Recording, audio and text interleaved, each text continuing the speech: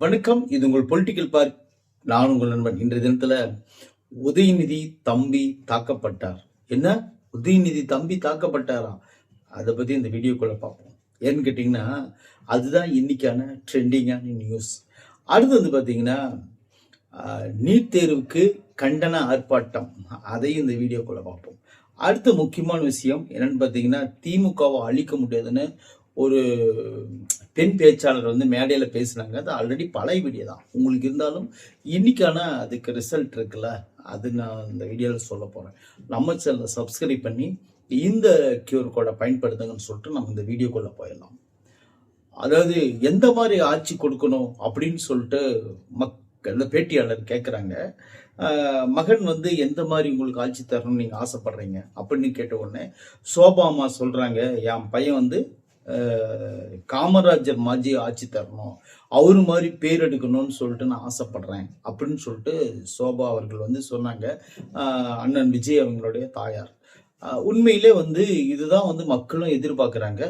அதாவது அம்மா சோபா அவர்கள் சொன்ன போல விஜய் அவர்கள் வந்து காமராஜரை போல ஆட்சி தரணும் அப்படின்னு சொல்லிட்டு ஒவ்வொருத்தரும் வர்ற எல்லாருமே புறப்பட்டு காமராஜரை போல ஆட்சி தரணும், காமராஜரை போல ஆட்சி தருவேன், காமராஜர் ஆட்சி நிறுவுவேன்னு சொல்லிட்டு தான் வராங்க. ஆனா இங்க அப்படி நடக்குதான்னு கேட்டீங்கன்னா அப்படியெல்லாம் நடக்கலாம். தொடர்ந்து என்னன்னு பார்த்தீங்கன்னா, எல்லா இடத்துலையும் ஏதோ ஒரு சம்பவம் நடந்துட்டு தான் இருக்கு. ஆனா அது போல எந்த இடத்துல நடக்காம காமராஜர் ஆட்சியாலே ஆட்சி தர முடியல. ஒருவேளை எதிர்காலங்கள்ல வருகின்ற, நான் ஆல்ரெடி ஒரு வீடியோ போட்டிருந்தேன், வருகின்ற காலங்கள்ல ஒரு 20-30 வருஷம் கழிச்சு விஜயனன் போல ஆட்சி தரேன் அப்படிங்கிற ஒரு சூழ்நிலையை விஜயனன் டெஃபினட்டா உருவாக்குவார் அப்படிங்கிற எந்த மாற்று கருத்தும் உங்களுக்கு தேவை கிடையாது. ஏன்னா கண்டிப்பா அது நடக்கும். சரி, ஓகே. அடுத்தது ரெண்டாவது விஷயம் என்னன்னு பாத்தீங்கன்னா, நேத்து முளைச்ச காலம் இன்னைக்கு வந்து திமுகவை அழிச்சிருவேன்னு சொல்லிட்டு சொல்லிக்கிட்டு தெரியுது அப்படின்னு சொல்லிட்டு ஒரு கெட்ட வார்த்தை ஒன்று போட்டு உடனே வந்து யார் வந்தாலும் வந்து திமுகவை அழிக்க முடியாது அப்படின்னு சொல்ற மாதிரி ஒரு அம்மா பேசியிருக்காங்க. அது வந்து நான் ஒரு வீடியோவா நான் போடுறேன். ஏன்னு கேட்டீங்கன்னா, ஒரு சின்ன கிளிப்பு தான் அது, அதை பார்த்துட்டு நீங்க வாங்கலாம். நேற்று பெய்த மழையில் இன்றை பூத்த காலான் ஒருவன் சொல்கிறான், திராவிட முன்னேற்ற கழகத்தை அழிப்பேன் என்று சொல்ல. இப்படிதான் பேசிதான் விஜயனன் வந்து வளர்த்து விட்டாங்க. ஏன்னா அவர் பாட்டு கம்முன்னு அவருடைய வேலையை செஞ்சுட்டு இருந்தாரு.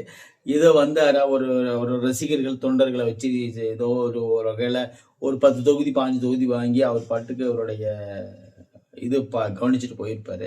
ஆனா இவங்க இந்த மாதிரி பேசிதான் விஜயனனை வளர்த்துட்டு இன்னைக்கு முதலமைச்சராக்கி விட்டாங்க. அது வந்து ரொம்ப சந்தோஷம் அப்படின்னு சொல்லிட்டு நம்ம அடுத்த வீடியோவுக்கு போயிடலாம். அடுத்த வீடியோன்னு பார்த்தீங்கன்னா, திருமாவளவன் வந்து சோபா மாடல் ஆட்சி எவ்வளவு ஒரு அயோக்கியத்தனமான ஒரு பேச்சு பேசுறாங்க பாத்தீங்கல்ல.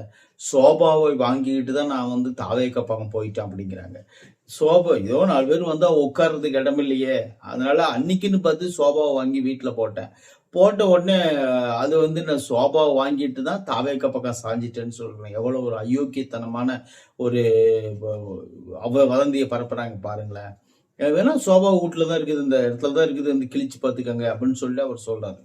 அது வந்து நான் என்ன சொல்ல வரேன்னு பாத்தீங்கன்னா, அவரே செம கடுப்பாகிற அளவுக்கு இவங்க பேசிட்டு இருக்கிறாங்க அப்படிங்கிறதா ஒரு உண்மை. அவர் அப்படிப்பட்ட ஆளெல்லாம் கிடையாது. இப்ப பார்க்காதவன் என்ன நினைப்பான், நான் சோபாவை வாங்கிட்டு அவங்க சப்போர்ட் பண்றேன் அப்படின்னு நினைக்க மாட்டானா? நான் அந்த மாதிரிலாம் கிடையாது. நான் வந்து எப்படி தெரியுமா, நான் ஓப்பனா இருப்பேன். இவர் ஒரு நாள் தள்ளி போய் அப்புறமேல ஆதரவு ராஜதந்திரி, இவர் மோசமான ஆளு அப்படிங்கிற மாதிரிலாம் செத்துட்டாங்க. அதெல்லாம் காரணம் கிடையாது. நான் காரணத்தை ஆல்ரெடி நிறைய வாட்டி நான் சொல்லிட்டேன் அப்படின்னு சொல்லிட்டு திருமாவளவன் வந்து குறிப்பிட்டு பேசியிருக்காரு. உண்மையிலே அவர் வந்து பேசுறாருன்னா ஒரு ஆதங்கத்துல பேசுறாரு. என்னை பாருங்களேன், இந்த மாதிரிலாம் சித்தரிக்கிறாங்க அப்படிங்கிற மாதிரி ஒரு ஆதங்கத்துல அவர் பேசுறாரு அண்ணன் அப்படிங்கிறது குறிப்பிடத்தக்கது. அடுத்தது முக்கியமான விஷயம் என்னன்னு பாத்தீங்கன்னா, நீட் தேர்வு கண்டன ஆர்ப்பாட்டத்தை வந்து அறிவிச்சிருக்குது டிவிகே டிஎம்கே மாணவர் அணி அமைப்பு வந்து இன்னைக்கு வந்து நீட் தேர்வுக்கு 23ஆம் தேதி ஆர்ப்பாட்டத்தை வந்து அறிவிச்சிருக்காங்க. என்னன்னு கேட்டீங்கன்னா, இது டிவிகே ஆட்சி இல்லை, அதனால நீட் தேர்வுக்கு கண்டன ஆர்ப்பாட்டம் அறிவிச்சு தான் ஆகணும். போன 5 வருஷம் யாரோட ஆட்சியில் இருந்தாங்க? டிஎம்கே ஆட்சியில் இருந்தாங்க. அப்போ வந்து நீட் தேர்வு இல்லையா? அப்ப இருந்துச்சு இல்ல, அப்ப ஏன் ஆர்ப்பாட்டத்தை அறிவிச்சு நீட் தேர்வுக்கான கண்டன ஆர்ப்பாட்டம் நடத்தலன்னு சொல்லிட்டு டிவிகே சேர்ந்தவர்கள் கேட்கிறாங்க. ஏன்னா நீட் தேர்வினுடைய ஒழிக்கிறதுக்கு ரகசியம் எங்கிட்ட தான் இருக்குதுன்னு சொன்னது யாருன்னு பாத்தீங்கன்னா இன்னைக்கு எதிர்கட்சி தலைவராக இருக்கக்கூடிய உதயநிதி அவர்கள் தான் சொன்னாங்க. என்னன்னு கேட்டாங்கன்னு பாத்தீங்கன்னா நீட் தேர்வை அதாவது நீட் தேர்வை ஒழிக்கிறதுக்கு என்கிட்ட வந்து ஐடியா இருக்குது, அந்த ஐடியா பயன்படுத்தி நான் நீட் தேர்வை ஒழிச்சிருவேன் அப்படின்னு சொல்லிட்டு அண்ணன் உதயநிதி பேசின வீடியோ இருக்கு. இல்லைன்னா கூட நம்ம வந்து அவர் பேசலன்னு சொல்லிடலாம், இருக்கு. ஆனா இன்னைக்கு மாணவரணி நீட் தேர்வை ஒழிச்சே தீரணும் அப்படின்னு சொல்லிட்டு ஒரு கண்டன ஆர்ப்பாட்டத்தை கையில் எடுக்கிறாங்க. சரி, ஓகே, இப்படியே ஒண்ணு ஆர்ப்பாட்டத்தை எடுங்க, இயல் பாட்டத்தை எடுங்க, ஏதோ ஒரு பாட்டத்தை எடுங்க. ஆனா தமிழ்நாட்டுல இந்தியாவுல நீட் தேர்வு இல்லைன்னா மாணவர்கள் ரொம்ப சந்தோஷப்படுவாங்க. அதுவும் ஒரு வகையில் நியாயம்தான். ஏன்னா எத்தனையோ மாணவர்கள் பாவம் இது மீட் பண்ண முடியாம இறந்து போயிடுறாங்க. ரொம்ப மார்க் எடுத்து மேல வந்து மீண்டும் ஒரு தேர்வு வச்சு அதுல தோந்து போய் மனசுடைஞ்சு போய் நிறைய பேர் தவறான வழிக்கு வந்து எடுத்துடுறாங்க. அது ஒரு நீக்கப்பட வேண்டிய விஷயம் தான். அடுத்து வந்து பாத்தீங்கன்னா முக்கியமான விஷயம் என்னன்னு பாத்தீங்கன்னா அமோனியா கசிவு, அதாவது இறால் பதப்படுத்தும் ஒரு தனியார் தொழிற்சாலையில அமோனியா வாயு கசிவால ஒரு 7 பேர் இறந்துட்டாங்க நேற்றைய தினத்துல. அப்படிங்கிறது உங்களுக்கு எல்லாத்துக்குமே தெரிஞ்ச விஷயம்தான். அதுக்கு வந்து முதல்வர்கள் அவர்கள் வந்து தலா 2 லட்சம் ரூபாய் இறந்தவங்க எல்லாத்துக்கும் கொடுத்துருக்காங்க. அப்புறம் வந்து பாத்தீங்கன்னா அவங்க சொந்த மாநிலத்துக்கு எடுத்துட்டு போறதுக்கான அந்த பிரேதங்களை அனுப்பிவிடுறதுக்கு எல்லா செலவும் அரசே ஏற்கும் அப்படின்னு சொல்லிக்கிறாங்க. அப்புறமேல் சிகிச்சை பெற்று வரக்கூடியவங்களுக்கும் தொடர்ந்து உயிர் சிகிச்சை அளிக்கிறதுக்கு எல்லா மருத்துவமனையிலும் அறிவுறுத்தப்பட்டிருக்கிறாங்க அப்படின்னு சொல்றது கவனிக்கப்படுகிறது. இது நடந்து எங்க பாத்தீங்கன்னா திருவள்ளூர் பெரியபாளையம் அப்படிங்கிற ஒரு ஊர்ல நடந்திருக்கு, சென்னையில. சரி, ஓகே, இருக்கட்டும். இதுக்கு வந்து என்ன பிரச்சனைன்னு பாத்தீங்கன்னா தேமுதிக பிரேமலதாமா வந்து என்ன சொல்லிக்கணும் பாத்தீங்கன்னா 2 லட்சம் பத்தாது, உயர்ந்த குடும்பங்களுக்கு 5 லட்சம் நீங்க வழங்கணும் விஜய் அப்படின்னு சொல்லிட்டு சிஎம் சாருக்கு வந்து ஒரு கோரிக்கை வச்சிருக்காங்க. என்ன கேட்டீங்கன்னா அது ஒரு உயிர் தானே. இங்க கள்ளச்சாராயம் குடிச்சு செத்து போனவங்களுக்கு 10 லட்சம் கொடுத்தாங்க. அமோனியா இறால் பண்ணையில அதாவது வாயு கசிவு ஏற்பட்டு செத்து போனவங்க மூச்சு திணறி தான் கண்டிப்பா செத்து போயிருக்கணும். அது ரொம்ப கஷ்டம் தானே. அதுக்கு ஒரு 5 லட்சம் ரூபா கொடுத்தா ஒன்றும் தப்பு கிடையாது அப்படின்னு சொல்லிட்டு அந்நியருடைய கோரிக்கையை நாமளும் வைப்போம். ஏன்னு கேட்டீங்கன்னா ஒரு உயிர் இல்ல, இன்னும் கூட எச்சா கொடுக்கலாம், தப்பு கிடையாது. அப்புறம் பாத்தீங்கன்னா மதுரை மாநகர புறநகர மக்கள் நீதி மையத்தினுடைய மாவட்ட செயலாளர் SM ராஜ்குமார் அவர் வந்து இன்னைக்கு நிர்மல்குமார் அவருடைய அமைச்சர் நிர்மல்குமார் அவருடைய தலைமையில வந்து டிவிகேல இணைஞ்சிருக்கிறது குறிப்பிடத்தக்கது. என்னன்னு பாத்தீங்கன்னா மணிமா அப்படிங்கிற ஒரு கட்சி, அப்படின்னா மக்கள் நீதி மையம் கட்சி, கமலஹாசன் கட்சி. அந்த கட்சியில இன்னும் மாவட்ட செயலாளர்கள் எத்தனை பேர் இருக்கிறாங்க அப்படின்னு சொல்லிட்டு ஒரு கணக்கெடுத்து பார்த்தோம்னா, சரி அது ஏன் நீ கணக்கெடுக்கிற அப்படின்னு கேக்குறீங்களா, அது நியாயம்தான். சரி, ஓகே. அந்த கட்சியிலிருந்து SM ராஜ்குமார் அண்ணன் வந்து மதுரை புறநகர் மாவட்ட செயலாளர், அவர் தான் வந்து வெளியே வந்து இன்னைக்கு டிவிகள் வந்து இணைஞ்சிருக்கிறது ஒரு குறிப்பிடத்தக்க செய்தியாக நம்ம எடுத்து போடலாம். சரி, ஓகே. மீதி இருக்கக்கூடிய ஆட்கள்லாம் வரிசையா வந்துருவாங்க. அண்ணன் கமலஹாசன் கடைசியா வருவாரு. அது வரலும் எல்லாரும் ஒவ்வொன்னா வந்து சேர்ந்ததுக்கு அப்புறம் அண்ணே நீங்க இங்க வந்துட்டீங்களா அப்படின்னு சொல்லிட்டு அவங்களே வந்து கேட்க போறாங்க கூடிய விரைவில். அது நடக்கத்தான் போகுது. அடுத்தது பாத்தீங்கன்னா முக்கியமான விஷயம், உதயநிதி தம்பி தாக்கப்பட்டார் அப்படின்னு சொல்லிட்டு நான் ஆரம்பத்திலே சொன்னேன். அந்த வீடியோவுக்கான எண்டு தான் இது. என்ன நினைச்சுட்டு பாத்தீங்கன்னா இந்த கிடைச்ச ஜென்சி கிட்ஸ் அப்படின்னு ஜென்சி DMK அப்படின்னு சொல்லிட்டு ஒரு சம்பவத்தை பண்ணிட்டு இருக்கிறாங்க. அது சம்பவம்னு அவங்களே சொல்லிக்கிறாங்க. இது பாத்தீங்கன்னா போய் இந்த பசங்களை எல்லாம் கூட்டிட்டு போய் விஜயனை வந்து கலாய்க்கிறது, சினிமாவில் இருக்கிற டைலாக் எல்லாம் போட்டு அவங்க விஜய் சார் என்னென்ன டைலாக் பேசினாரோ, யார் அடிச்சா பொறிக்கலைங்க பூமி எதிர்த கண்ணில் தெரியுதோ அவன் தாண்டா தமிழ் அப்படிங்கிறதும் சரி, அவரை ஒரு வாட்டி முடிவெட்டினா என் பேச்ச நான் கேட்க மாட்டேன் அப்படிங்கிறதும் சரி, அப்புறம் வந்து நிறைய விஷயம் அந்த ஏரியா இந்த ஏரியா அதெல்லாம் சரி, இந்த டைலாக் எல்லாம் தனியே எடுத்து எழுதி வச்சுக்கிட்டு அந்த டைலாக் எல்லாம் சினிமா டைலாக்னு கூட தெரியாம இந்த தத்திங்கெல்லாம் பேசிட்டு தெரியுது பாருங்க. அதுதான் வந்து ஆச்சரியப்படமான விஷயம். இங்க நிஜத்துல அரசியலையே நிறைய பேர் டைலாக் பேசிட்டு அதன்படி கடைபிடிக்க முடியாம தத்தளிச்சுட்டு போயிட்டாங்க. சினிமாவில் பேசின அந்த படத்துக்கு அந்த சீனுக்காக பேசப்பட்ட டைலாக் எல்லாம் உண்மைன்னு நினைச்சு பேசிட்டு இருக்காங்க பாருங்க. இவங்களை எப்பேற்பட்ட லிஸ்ட்ல சேர்த்துறதுன்னு எனக்கு இன்னுமே தெரியல. ஏன்னு கேட்டீங்கன்னா இவ்வளவுதான், இவங்களுடைய ஐடியாவே இவ்வளவுதான் அப்படின்னு நினைச்சு விட்டுற வேண்டியதுதான். இப்படி எல்லாம் பேசுறதுனால விஜயனோட இமேஜுக்கு டேமேஜ் ஆயிருமான்னு சொல்லி கேட்டீங்கன்னா இவங்களை பார்த்து சிரிப்பாங்களே தவிர இதை பார்த்து ரசிக்க மாட்டாங்க ஒருத்தர். சரி ஓகே, நாமளும் சொல்லி சொல்லி பார்க்குறோம். எப்போ விஜயை தாக்குறதுன்னா அவருடைய அரசியலை தாக்குங்கப்பா, ஒரு சினிமாவை தாக்காதீங்க, அவர் தான் சினிமாவில இருந்து வெளியே வந்துட்டாரே அப்படின்னு சொல்லிட்டு இவங்ககிட்ட எத்தனை வாட்டி சொன்னாலும் கேட்க மாட்டாங்க. சரி போங்க, நீங்க உங்களுக்கு தெரிஞ்சதை பண்ணுங்க, அவ்வளவுதான், வேற வழி இல்லை.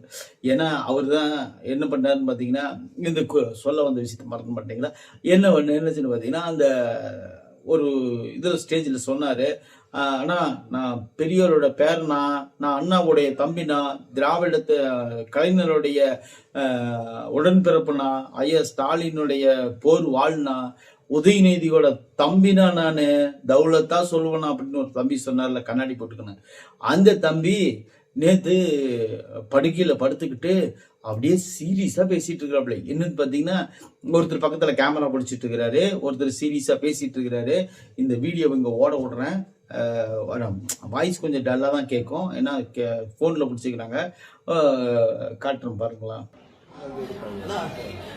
போயிட்டு ராப்பிடல வந்தேன், ஆபீஸ் நைட்டு திரும்ப வந்தேன். என்ன சொல்ல வர்றாரு, உங்களுக்கு வாய்ஸ் சரியா கேட்டிருக்காது, நான் சொல்றேன்.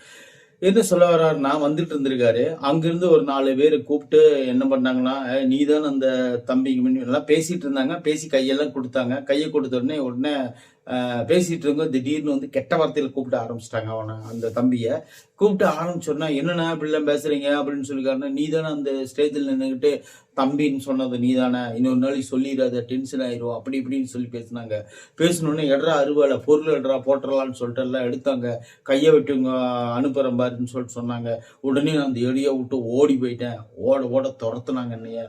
துரத்தினோடனே நான் இவருடைய கூட ஆதரவாளர்னு தெரிஞ்சுக்கிட்டு, இன்னொருத்தரை காட்டுறாரு, இவரோட ஆதரவாளர்னு தெரிஞ்சுக்கிட்டு நான் என்னை வந்து இப்படி எல்லாம் பண்றாங்க அப்படின்னு சொல்லிட்டு அந்த தம்பி பாவம் அப்படி இப்படின்னு பேசிட்டு இருக்காரு. என்ன ஆஸ்திரி கூட்டு போங்கண்ணாங்கிறாரு. இவரு இருப்பா கூட்டிட்டு போறேன், இருப்பா ஃபர்ஸ்ட் வாக்குமூலம் கொடுப்பா அப்படின்னு சொல்லிட்டு வாக்குமூலத்தை எடுத்துட்டு இருக்கிறாரு. எடுத்த உடனே, அதாவது சும்மா தனியா போயிட்டு இருந்த யாராச்சும் கூப்பிட்டு இங்க வா அப்படின்னு சொல்லிட்டு அருவாளை தூக்கி மிரட்டுவாங்களாம். அறிவுன்னு ஒரு இருக்கிறவன் அந்த மாதிரி பண்ணுவானா? பண்ணாம என்னமோ போ ஒரு 10 பேர் ஒரு விஜய் பத்தி பேசுறாங்களா, இது ஒரு 11 இருக்கட்டும்னு சொல்லிட்டு பண்றாங்க. என்ன பண்றது? அப்புறம் இந்த மாதிரி ஆளுங்க எல்லாம் வச்சுக்கிட்டு நம்ம ஒண்ணுமே பண்ண முடியாது. இதெல்லாம் வந்து பார்க்கிற மக்கள் என்ன நினைப்பாங்க, இப்ப நம்மள மாதிரி ஓரளவுக்கு நாலேஜ், இந்த அரசியல் தெளிவு இருக்கிறவங்க தெரிஞ்சுக்காங்க. ஒருவேளை இதெல்லாம் வீடியோக்கள்லாம் உண்மைன்னு ஏஐ வீடியோ, எது ஏஐ எது வந்து உண்மைன்னு தெரியாமலே சில பேர் வீடியோ பார்த்துட்டு இருக்கிறான்.